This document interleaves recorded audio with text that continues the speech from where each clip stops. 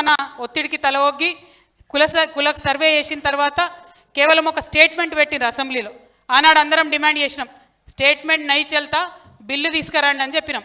అంటే ఇప్పుడు ఏమంటున్నారు, మేము బిల్లు తెస్తామని చెప్తున్నారు. ఎప్పుడు? మార్చి 1st వీక్లో. మొన్న బట్టి విక్రమార్క గారు ప్రెస్ మీట్ పెట్టి ఏమంటారంటే విద్యా ఉద్యోగ రాజకీయ రంగాలన్నిటికీ కలిపి 42%తో బిల్లు తెస్తామంటున్నారు. ఇది దారుణమైన అన్యాయం. ఎందుకు అన్యాయం అంటే వాళ్ళు ఇచ్చినటువంటి తప్పుడు లెక్కల ప్రకారమే బీసీలు 46% ఉన్నారు. రేపు మళ్ళీ రీసర్వే చేస్తారు 3.1%. అంటే అందులో 1.5-2% బీసీలు ఉంటారు. అంటే ఏమవుతుంది? 46 + 2% 48% బీసీలు అని వాళ్ళ లెక్కల ప్రకారం వస్తుంది. అంటే ఉన్నదేమో 48%. మీరు విద్యలో 42% ఎట్లా ఇస్తారు? 48% బీసీలు ఉంటే ఎడ్యుకేషన్లో 42 ఏ ప్రాతిపదికన ఇస్తారు మీరు? అంటే ఏ బీసీ కులాన్ని తీసేస్తారు అందులోకెళ్ళి? ఎవరిని విద్యకు దూరం చేస్తారు? ఇది అన్యాయమా కాదా ఒకసారి దయచేసి బీసీ మేధావులు ఆలోచించాలి. అట్లనే ఉద్యోగాలలో ఉన్నదేమో 48%. అంటే రేపు సవరించిన లెక్కల తర్వాత మనం ఎక్స్పెక్ట్ చేస్తున్నాం. పోనీ 46 అనుకుందాం. మరి నువ్వు 42% ఎట్లా ఇస్తావు ఉద్యోగాలలో? ఇంకా 4% ఎవరిది తీసేస్తాం? మరి అది ఆలోచించాలి కదా మనం ఒకసారి. పొలిటికల్గా రాజకీయంగా వాళ్ళు ఏమన్నారు? 42% ఇస్తామన్నారు. సరే, ఓకే, వాళ్ళు మేనిఫెస్టోలో 42 పెట్టిరు. మరి అది ఏ లెక్కన పెట్టిరో భగవంతుని కెరక, ఎవరు చెప్పిరో, ఏ మేధావి చెప్తే 42 పెట్టిరో మనకు తెలియదు. ఫిర్బి టీకే పొలిటికల్గా 42% అని మీరు మేనిఫెస్టోలో పెట్టిరు. 42 పొలిటికల్గా ఇస్తే ఓకే. అట్లా ఓకే అనుకున్నా మీరు అన్నీ ఒకటే బిల్లులో పెడితే ఎవరన్నా ఈ మూడిట్లో ఏదో ఒక్క అంశం మీద కోర్టుకు పోయినా బిల్లుకు బిల్లు చెల్లకుండా పోతుంది. ఇది ప్రభుత్వ కుట్రగా నేను భావిస్తూ ఉన్నాను.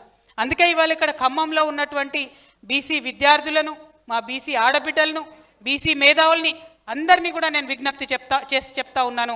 ముఖ్యంగా అడ్వకేట్స్ని దయచేసి సీరియస్గా ఆలోచించండి ఈ విషయం. పొలిటికల్ రిజర్వేషన్ పక్కన పెడదాం. ఎడ్యుకేషన్లో, చదువులో నేను బీసీగా 46% మా జనాభా ఉంటే 42 మీరు ఎట్లా ఇస్తారు? ఏ ప్రాతిపదికన ఇస్తారు? 46 అడుగుదామా వద్దా? అది మనం ఆలోచించాలి. 46% బీసీలకు విద్యలో సపరేట్గా బిల్లు పెట్టాలని చెప్పి నేను ఈ రౌండ్ టేబుల్ సమావేశం ద్వారా డిమాండ్ చేస్తూ ఉన్నాను.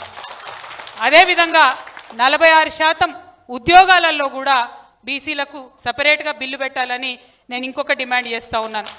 రాజకీయంగా 42% అని మీరు అంటున్నారు, కానీ నేనైతే 46% ఇవ్వాలని అంటున్నా. 46% రాజకీయాలలో బిల్లు పెట్టాలని చెప్పి 3 సెపరేట్ బిల్లులు పెట్టాలని చెప్పి నేను డిమాండ్ చేస్తూ ఉన్నా.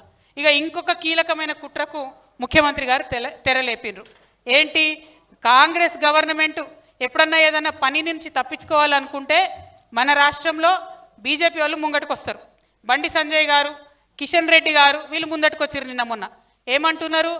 మేము ఒప్పుకోంబై బీసీలలో ముస్లింలకు ఎట్లా ఇస్తారు రిజర్వేషన్ అంటున్నారు. ఇయ్యమని మేము అడిగినామా? మేమేమన్నాము? మీ లెక్కల ప్రకారం 46% బీసీలు ఉన్నారు, 10% ముస్లిమ్స్ ఉన్నారు.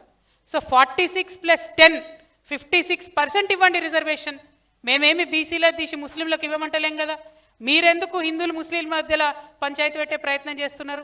కేసీఆర్ గారు ముస్లింలకు సపరేట్గా రిజర్వేషన్ ఉండాలని 2015లోనే ఎప్పుడుకో కేంద్ర ప్రభుత్వానికి అసెంబ్లీలో తీర్మానం చేసి పంపిరు.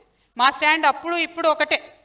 ముస్లింల జనాభా ఎంతుంటే వాళ్ళకంత విద్యా ఉద్యోగ పొలిటికల్గా రిజర్వేషన్ ఇవ్వండి. ఎస్టీల విషయంలో చేయలేదా కేసీఆర్ గారు? ఎస్టీలకు ఏం చేసిండ్రు? ఒక ఆఫీస్ మేమోతోని 10% రిజర్వేషన్ ఇవ్వగలిగినాం. అది ఇవాళకి కూడా ఇంప్లిమెంట్ అవుతూ ఉన్నది. మేము డిమాండ్ చేసేది ఏంటిదంటే ఇవాళ ముస్లింల పేరు చెప్పి బీసీలకు ముస్లింలకు పంచాయతీ పెట్టొద్దు. ముస్లింల రిజర్వేషన్లు బీసీల నుంచి తీసేసి ఇవ్వమంటలేం. 46% బీసీస్ + 10% ముస్లిమ్స్, 56% ఎడ్యుకేషన్లో ఇవ్వమని అడుగుతా ఉన్నాం. 56% ఎంప్లాయ్మెంట్లో ఇవ్వమని అడుగుతా ఉన్నాం.